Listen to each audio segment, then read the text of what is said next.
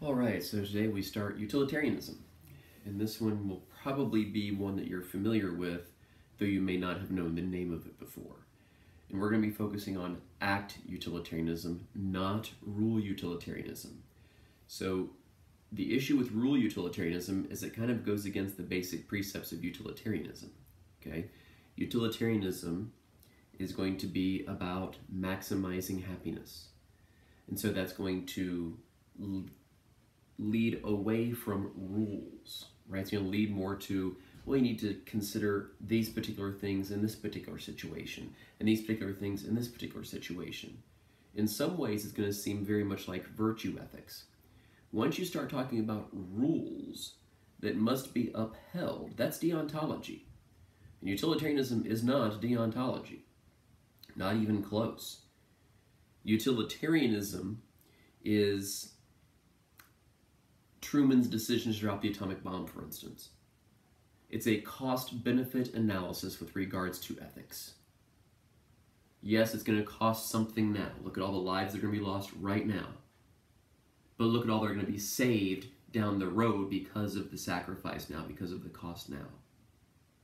That's what we're doing. We're weighing costs and benefits. This is mathematical analysis of ethics. This is economics with regards to ethics. And by the way, this is the only ethical system that we will talk about that will explicitly talk about economics as an aspect of the ethical system. The rest of them will all try to rise above. They're like, oh no, money shouldn't play a role here. Money has nothing to do with ethics.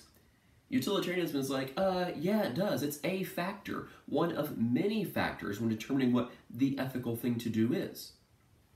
And so we have to take a look at each particular act in isolation, sort of. Right? When you take a look at each individual act and the immediate ramifications of that act, at least, and possibly the long-term ramifications of that act as well. So again, we're not talking about ethical people and unethical people. We're looking at particular acts here.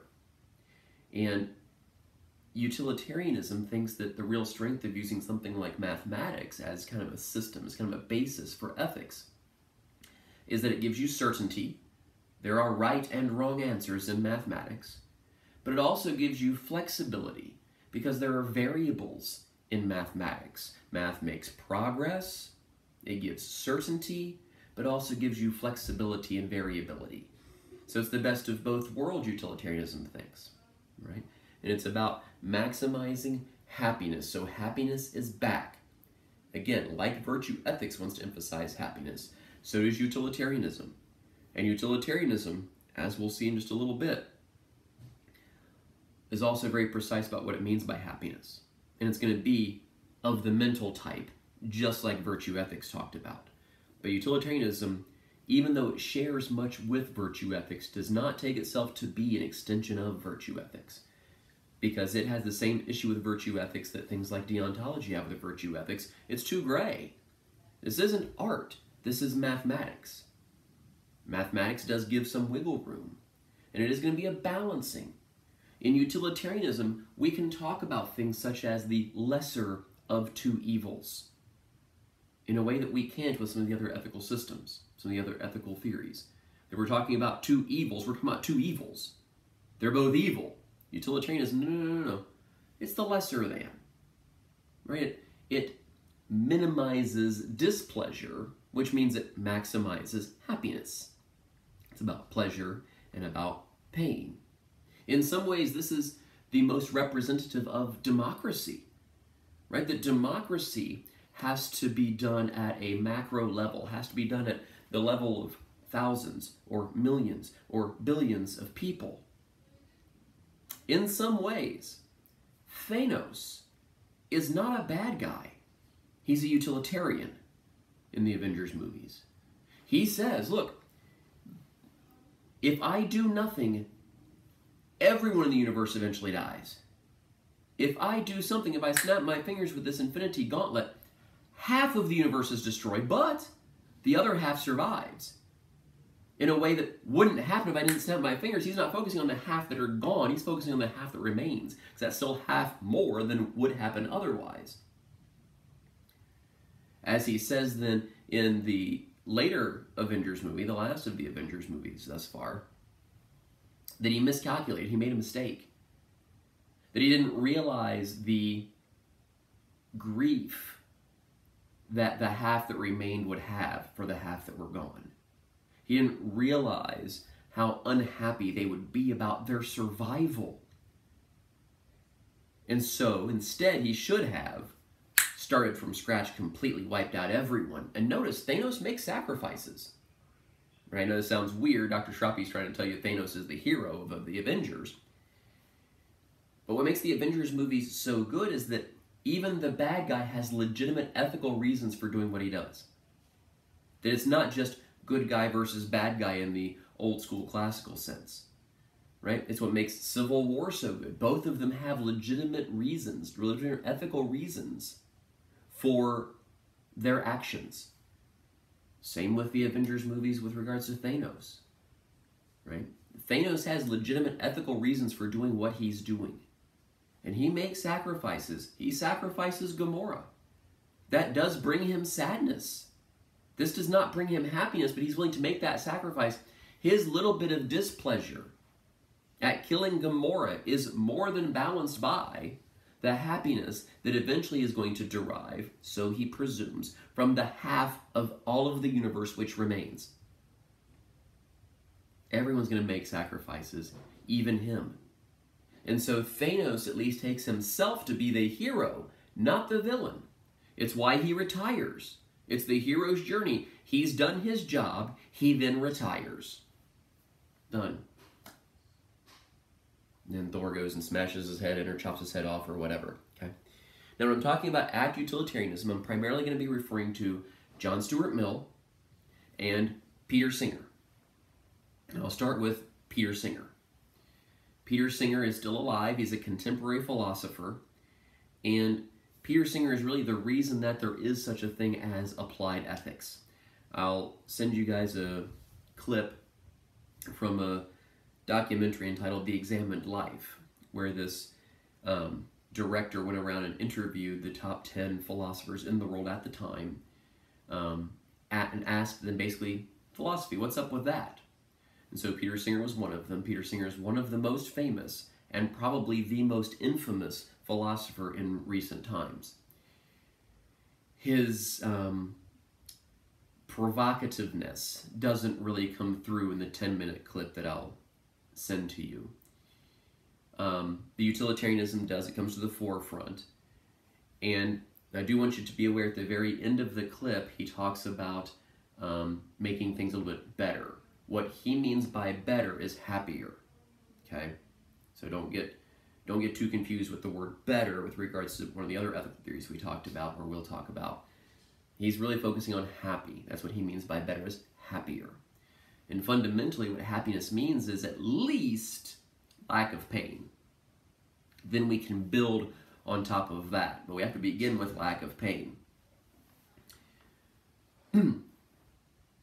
What Singer's concerned about is that we have overemphasized our own happiness to the detriment of many, many others.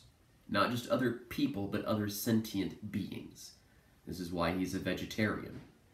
Because he thinks that the happiness that we derive from the taste of a cow does not outweigh the pain and the suffering that it endures.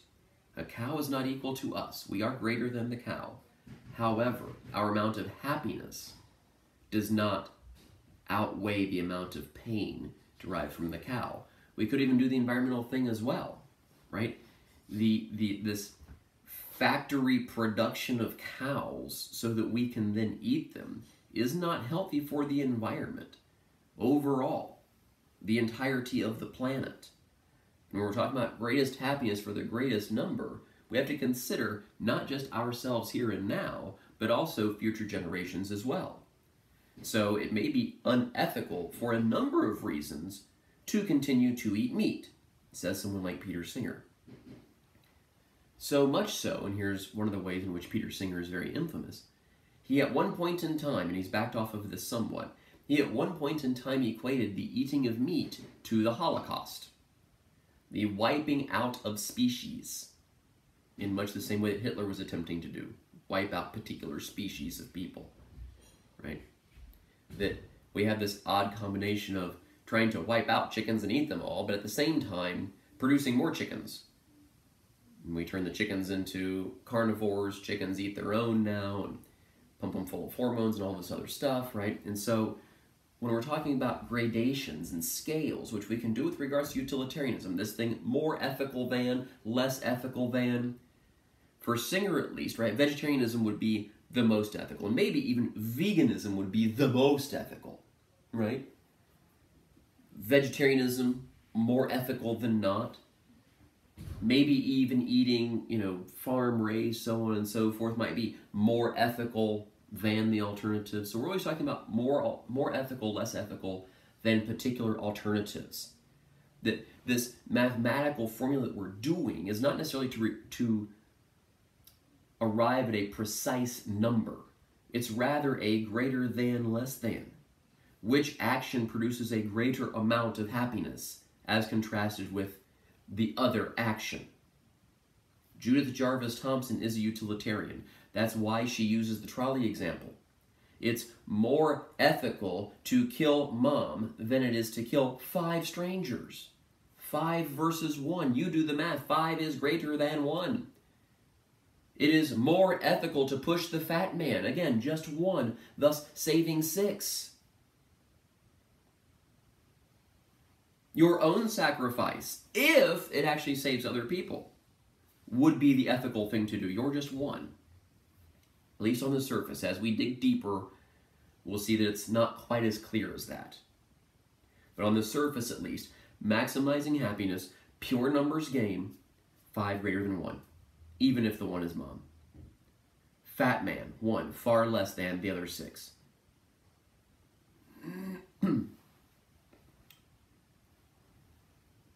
And I really want you to consider the thought experiment that Singer gives at the beginning of the clip that I'll email to you. And here again, this really has to do with economics. And so just so you don't think that this is just Shroppy preaching at you or something along those lines, I believe Shroppy has worn a different shirt in almost every one of these videos. Frequently different pairs of pants as well. I have lots of shirts, lots of pants. I have even more ties. I counted, and I don't have the numbers in front of me, I have about 70 ties between long ties and bow ties. I have 11 strictly Christmas ties. I'm just 1 away from being able to wear 1 for each of the 12 days of Christmas, which, remember, if you don't already know, I'm teaching, right? This is me teaching, I teach about life. Very important information. 1, Frankenstein is not the name of the monster, it's the name of the doctor who created the monster has no name. I believe I've already mentioned that. 2, the 12 days of Christmas are not the 12 days leading up to Christmas, they're the 12 days following Christmas. Right? Follows the Christian calendar and so forth. Christmas is day 1. The 12 days following then end with January 6th, which is 3 Kings Day, which is when the 3 kings allegedly arrived, and so on and so forth, okay? So the 12 days of Christmas are after, not before. These are the important things that you need to know to be a well-educated person, much more so than what is utilitarianism. But anyway, back to utilitarianism. Just think about how much money Dr. Shroppy spent on shirts and ties and pants, and how selfish that is. Because you could take that money and think of all the other things I could do with it. Give it to Oxfam or Amnesty International. Heck, I could even just go and give it to the people on the street corner claiming to be homeless. I could donate it to some charitable organization. I could adopt a starving child in a foreign country, which costs, what is it, $3 a day? To keep someone alive? $3 a day. Most of my ties probably cost between $10 and $15. That's 5 days. Almost an entire week to keep a child alive. Keep them from starving to death, literally, and instead I chose to buy a tie. And I have, let's say, even if I only have 30 ties, which I do have more than that, let's say I even just have 30 ties. That's nearly 30 weeks That's half of a year of keeping someone alive. But no, it's okay. Shrapi's going to wear some ties instead. It's embarrassing. Shameful, Peter Singer would say. Peter Singer says, look, you should be giving of your time, of your money. Giving, to the point at which if you give any more, you'll be worse off than the person you're giving to. And yes, he's calling on rich people too. But Singer says, look, we can't just blame the rich. Could they do more? Of course. Does that then leave us ethically off the hook for not doing anything? No. Because Shrapi's $15 a week could still do something. And Peter Singer's been writing about these things since the 70s. His latest book, or one of his latest books, 2009, Singer published The Life You Can Save. This is from another philosophy textbook talking about that book. The book sold vigorously around the world, along the way donating its proceeds to the organization he founded to combat world poverty. Its impact has been both wide and deep. It has inspired thousands of ordinary people to take the pledge, to donate 1% of their income to appropriate charities. Just 1%, right? Singer isn't even saying go all in and give until the point at which you give any more, you'll be worse off than the person you're giving to. That's the ideal. But he's saying, look, take baby steps. Just 1%, 1% could still do something. 1% of my measly income could still do something. 1% of my wife's, not as measly income, could still do something. 1% of Bill Gates' income could do a lot. 1% of Warren Buffett's income could do a lot. And Warren Buffett, I don't know that he necessarily was inspired by Singer, but he has taken a pledge as well. He and Bill Clinton and Bill Gates and some others. And I forget the name of the book that talks about this. The Billionaire's Pledge, The Millionaire's Pledge, something along those lines. Where they're going to do more than just 1%. Bill Gates, I believe, said he's going to begin donating at least half of all of his income to things like education reform and so on and so forth. Bill and Melinda Gates Foundation and whatnot. And Buffett says, look, I'm going to give so much away, partly for selfish reasons. Because Warren Buffett has kids, and he says, look, I want to leave my children with enough money that they can do whatever they want. But I don't want to leave them with so much money that they can do nothing. It's a lot extra. He's going to give away. Back to this article about Singer's book. Oh, it is The Billionaire's Pledge. It even mentions that here. Bill and Melinda Gates and Warren Buffett were partly inspired by it to launch The Billionaire's Pledge, calling on billionaires to give at least half their wealth away to philanthropy.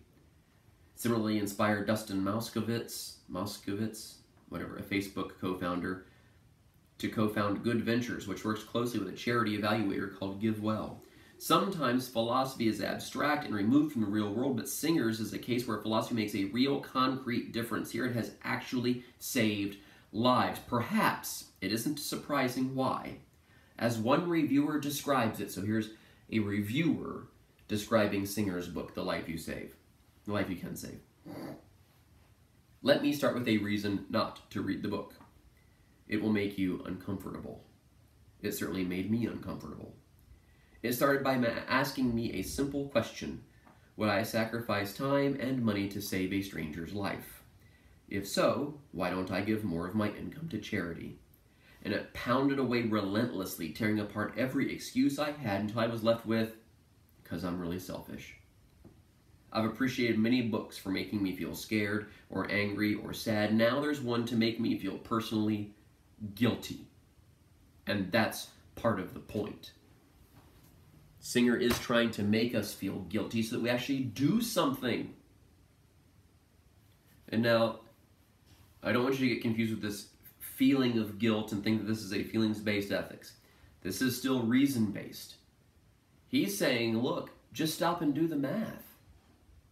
We've been stopping to do the math for things like moral reform forever. The abolitionists stopped and did the math and said, whoa, hold on a second, wait. If slaves are people rather than cattle, then that changes the entire ethical equation here. Then we get into the whole 3/5 law, which is interesting because really that's more about voting blocks than it is anything else, right? That it was actually the South that wanted them to count as an entire person so that then their population would increase, they would be more represented in Congress. The North was the one who said, no, they shouldn't count at all, because otherwise then you'll have more power in Congress. So it's this weird 3/5 compromise that's actually the reverse of what you anticipate that it would be. You would think it would be the North would be like, oh yes, of course they're people. And the South would be like, no, of course they're not. It's a bit more complicated than that. Anyway, utilitarianism. So it's math, which is necessarily reason-based. Furthermore, it's going to be about the actual results. It's not that you intend to help. You can intend a lot of things that don't actually lead to any real help, that actually lead to more pain and suffering than actual happiness. Then guess what? You're on the hook for that decision. You made the wrong choice. It's the results that matter, man. That's what we'll have to live with, is results. I don't care if you didn't mean to hurt Grandma's feelings. The result is you hurt Grandma's feelings. You're the jerk. Do something about it. You miscalculated somewhere. High ideals of honesty and all that nonsense. No. What about variables? What about flexibility? This isn't a rule. Sometimes the ethical thing to do is to tell a lie. We're going to call these white lies. Sometimes the ethical thing to do is to take a life in order to save tons of others. Right? The ethical thing to do would have been to kill Hitler, for instance, from the utilitarian perspective. Again, the ethical thing to do, hit Mama with the train to save the other folks. That there is nothing that is necessarily always off the table with regards to ethics, because you have to stop and do the math. What about this situation? Because every situation comes with different variables.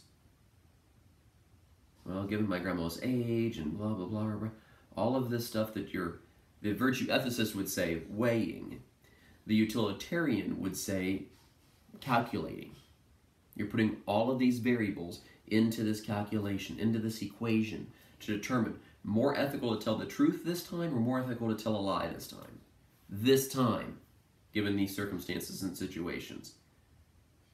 Not forever and ever. There's no slippery slopes here. We're not talking about universalizing a rule. We're talking about right here, right now with this person, more ethical to tell the truth or to tell a lie. Boom. Right here, right now, more ethical to objectify them or face the dire consequences of not. Right here, right now. So sometimes the ethical thing to do is to cheat. Look at all of the good that Lance Armstrong did. Look at all the good that he did. Through the Livestrong Foundation, raised a lot of money and awareness for things like cancer research. And let's not forget, he gave something like hope to how many cancer survivors and cancer patients as a paradigm of what could be accomplished. Look, you can beat this thing. I did. I beat this. Then I beat every other racer in 7 Tour de France's. I think it was 7. The ethical thing to do was to continue to lie and continue to cheat. Once you lie, keep the lie going until death, because look at the consequences otherwise. False happiness is greater than true unhappiness, at least sometimes in utilitarianism. Because look what happened when he came clean. And notice how selfish he was for coming clean. He had to clear his conscience. Great, Lance. Your clearing of your conscience dried up cancer research. The Livestrong Foundation gone practically overnight. Done. There were no more bans and so on and so forth. And what about the hope that you had inspired in all of these cancer patients and cancer survivors? Where's that hope now? Gone. Great job, Lance. Way to be honest. Whoop-de-flip-and-do. What did it cost?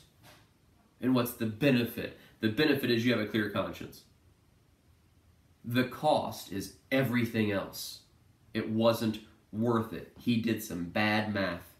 From a utilitarian perspective, he was unethical for telling the truth and coming clean. And notice he didn't have to. He has still never failed a drug test. Never failed a drug test. He sued people who claimed that he was cheating. Sued him for slander.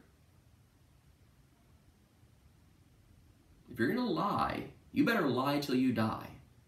Because otherwise, all of the benefits that come from that lie are gone because the truth comes out. And all the pain and all the suffering that comes with that. If you lie to Grandma about loving that sweater, by golly, you better keep that lie going. Because imagine how crushed she'll be if she finds out that you were lying. She'll be more crushed to find out that you were lying than she would have been had you told her the truth to begin with. So again, you're weighing all of these options. Should I just tell the truth now and hurt her feelings? Meh. Or lie now and save her feelings? Lie now, save feelings. Now, you've got, what about next Christmas? Right? Should I wear this sweater and keep this lie going? Or do I risk somehow that she'll find out? And if she finds out, it's going to be pretty awful. So you got to keep that lie going. Each one of these actions, each one of these decisions has to be plugged into the ethical calculus.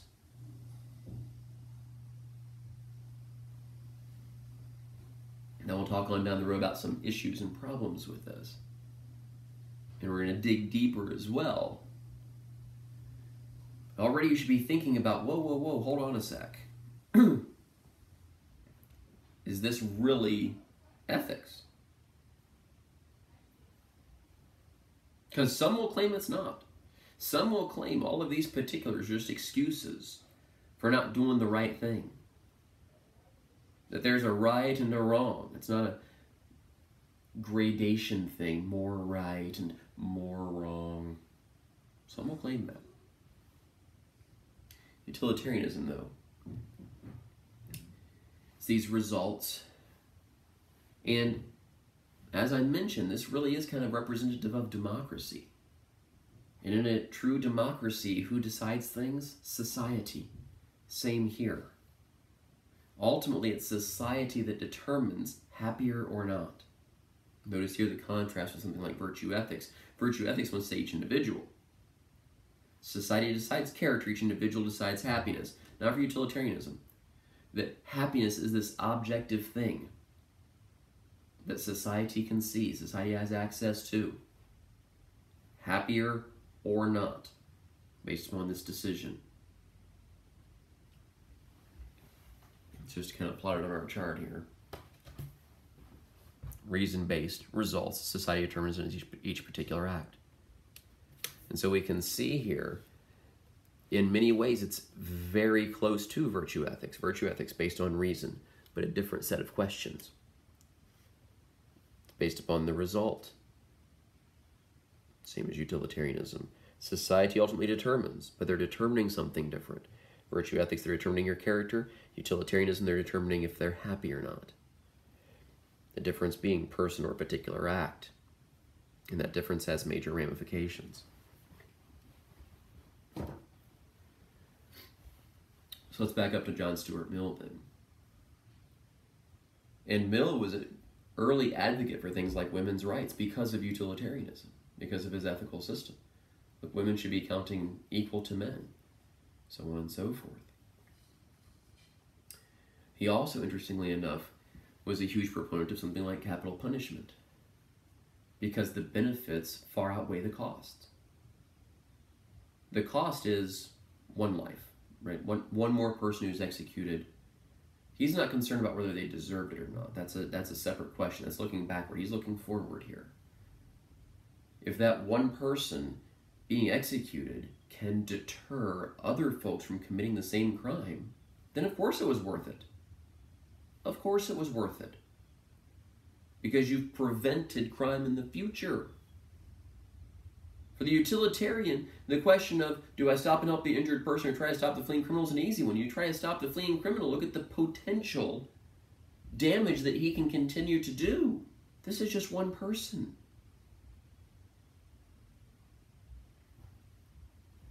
Nick and Sally, no harm, no foul, so yeah, go until everything's fine. As long as you can be assured that she'll never find out. The ethical thing to do. So let me quote some Mill now. And really try to dig in and clarify some points here.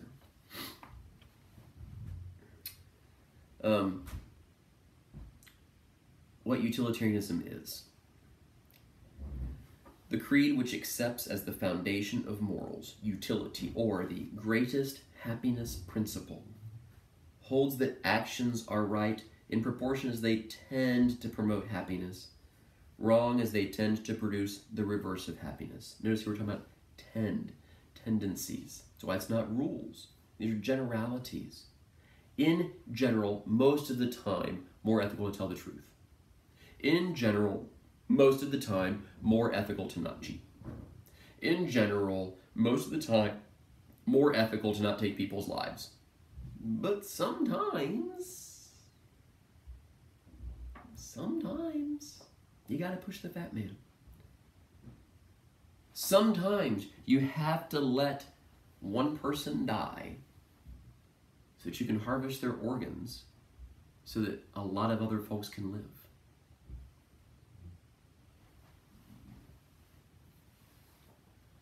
This type of cost-benefit analysis is how hospitals make decisions as to who receives the next kidney, lung, heart. It's a whole bunch of variables. And these variables primarily have to do with the person who might receive them. Let's narrow it down to two people. Which one of these people should get it? Should it be the 18-year-old or the 80-year-old? Probably the 18-year-old. Why? More life, more potential for greater amount of happiness, not just for self, but for others as well down the road. They're only 18. That's just one variable. Another one could be 80-year-old billionaire who, if they receive this organ, may donate tons of money to the hospital, open up a new wing, plenty of money for research, thus saving even more lives in the future. The 18-year-old may be in a gang and may actually be taking lives rather than saving them. That changes things. It's another variable to consider. This 80-year-old may go back on his word and not actually do it. The 18-year-old may take this new organ as a new lease on life and completely turn their life around. Or not. It's a best guess. You can't predict the future. It's a best guess based on the information you have now. Because the hospital's hands are somewhat going to be bloodied by the decisions that these two individuals make. Whichever one receives the organ, the hospital's responsible. So they're the ones that gave them the organ, sold them the organ, what have you. They're invested now. Again, I'm speaking economic terms on purpose. Utilitarianism is also going to want to talk about things like return on investment. A good return on investment, a bad return on investment with regards to ethics. The hospital could choose poorly and therefore receive a poor return on their investment. Or they could choose well and receive a good return on their investment. If they choose the younger person and that younger person continues to take lives, that's a bad return on investment. They don't know. It's a best guess. Utilitarianism, since it's focused on all of society, this is where you get the fictional account of the social cleansers on all these cop shows, sometimes in the medical shows as well, that you have this person who goes around killing the prostitutes and the homeless folks. I mean, it's a sacrifice for them to have to do all of this, but all of society benefits. Because these are the people, the homeless people and the prostitutes, who drag the rest of society down, see? So by eliminating them, all of society is raised up. Everyone benefits. Everyone is happier without these folks around. So the social cleanser claims. Utilitarianism is interesting. I think that utilitarianism, and there may be one other ethical theory that could be twisted in a way such that everyone else views it as, maybe that's not really ethical after all. Utilitarianism, since it's talking about numbers, and it's really talking about numbers more so than people. This is math. Utilitarianism wants to take this step back and take the director point of view as well. Be more reasonable. Be more distant emotionally. Emotions muddy things. That's why Judith Jarvis Thompson gives us the trolley example, because we're not emotionally invested. We can take the step back to analyze, gee, why is this the ethical thing to do? And she claims it's because we know cost-benefit analysis, return on investment, greater than, less than. We know ethics is really about mathematics. Think about the robot from iRobot, the one that saves the police officer. The robot's utilitarian, doing mathematics. Best guesses based on the information, right? Of these two, I could save either one of them. One of them has a greater chance for survival. That's a factor. One of them is a kid, so that's a lot of potential. That's also a factor. One of them is a cop, so then they're have a greater potential for helping people than this child might, because who knows who the child might end up being. You've got to weigh all this stuff. You've got to compare and contrast all of these pieces of information, all of these variables. Of course, that sets the whole thing going, right? The whole rest of the story. Pleasure and freedom from pain are the only things desirable as ends. And that's really the starting point for something like happiness. Right? Remember, Aristotle doesn't say pleasure boo. He says pleasure in its own sphere. Let's focus on happiness instead of pleasure, though pleasure may be an aspect of happiness. It may lead to utilitarianism. Yes, we're going to focus on happiness. And it's not going to end with this avoidance of pain part. That's going to be an aspect of it. Pleasure is going to lead to happiness in some ways. There's two different types of happiness, two different types of pleasure. Some kinds of pleasure, this is still John Stuart Mill, are more desirable and more valuable than others. Both. It's both more desirable. How do I know it's more desirable? Because more people want it. And it's also objectively more valuable as well. Subjective and objective. Desirable and valuable. And these two types are going to be physical pleasures and mental pleasures. Objectively, mental pleasures are superior. They last longer.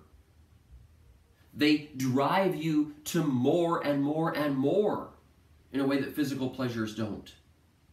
The last great meal you had really doesn't last that long, even as a memory. The last great book you read, whew, that lasts a while. And maybe an impetus to read everything else by that particular author. Here's where mental pleasures get a bit tricky. I'm still speaking objectively, haven't started speaking subjectively yet. We're still talking about the valuable. Mental pleasures are better, even though they ultimately leave you dissatisfied. There is no way to fully satiate mental pleasures. Doesn't happen. Doesn't happen. John Stuart Mill is very clear. He specifically says, it's better to be Socrates dissatisfied. Socrates will always be dissatisfied because he'll never have all of the answers. Better to be Socrates dissatisfied than a pig who's completely satisfied. A pig can have all of its physical pleasures met, but it doesn't have the capacity for the mental pleasures. Here's where the subjective comes in. Go ask people, hey, if I could guarantee you would be the most physically satisfied pig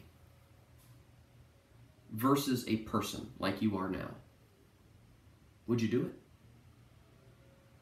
Would you choose the life of a pig, pure physical pleasure and that's it, no capacity for mental pleasure? Or would you choose the capacity for mental pleasure even though it may not be satiated? Even though you'll never know it all? Even though if you get a nursing degree, there's still continuing education that needs to be done.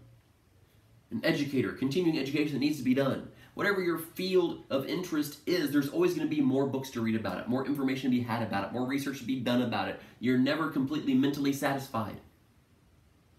And yet most, if not all, Mill says, would still choose that life over the life of the pig. So we all know, even those of us who maybe aren't pursuing mental pleasures, we all know mental pleasures are more valuable. That's why then they're also more desirable. Go ask people, he says. And notice this is reflected too in the overall ethical theory. How do I know what the answers are? I go ask people. Go ask society. That's what democracy does. Go ask society. Which then makes it necessarily based upon results, because that's all society has access to as results, not intentions. Again, you can intend for your sacrifice to have great significance. But if it doesn't, then it was in vain. And Mill is clear about that as well. Mill specifically talks about that. He says, here's the desirability part. I'll probably end this video with this. Of the two pleasures, if there be one to which all or almost all who have experience of both give a decided preference, even though they know it to be attended with a greater amount of discontent, it's more desirable. It's an unquestionable fact that those who are equally acquainted with and equally capable of appreciating and enjoying both the physical pleasures and mental pleasures give a most marked preference to the manner of existence which employs the higher faculties. If you run across someone who would rather be a pig, think, don't ask them, think, because presumably you know them, think about if they actually pursue mental pleasures or not. Do they actually try to learn things? It doesn't necessarily have to be through picking up a book, but it could be through picking up a book. It could be exposing themselves to other cultures and other languages and so forth. Are they attempting to educate themselves in some way? Because education is necessarily a mental process. It's a thinking thing. Because Mill would say, look, if they're choosing physical pleasure over mental pleasure, then they haven't actually experienced mental pleasure. Because if they had, they would know it's more valuable. It's better. So I can't go ask someone, okay, so let's say I'm considering a trip to either Barcelona or, where else? Or the Bahamas. I can't ask someone who's only been to one of the two places, right? I've got to talk to someone who's been to both places. They can give me an education, right? They can give me information that other folks can't. They've been to both places. Well, here's the advantages to the Bahamas, the disadvantages of the Bahamas, the advantages of the Barcelona, the disadvantages of the Barcelona. Notice this is a pro and con list, which is utilitarian. Right? It's a matter of costs and benefits. That's a pro-con list. Pros are the benefits, cons are the cost. So even pro-con lists are necessarily utilitarian. I told you this one was going to feel natural. This is the one you're probably the most familiar with and just didn't have a name for it before.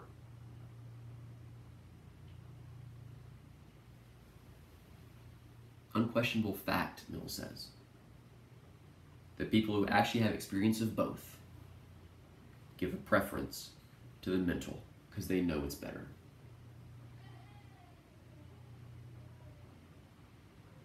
I'll end this one there.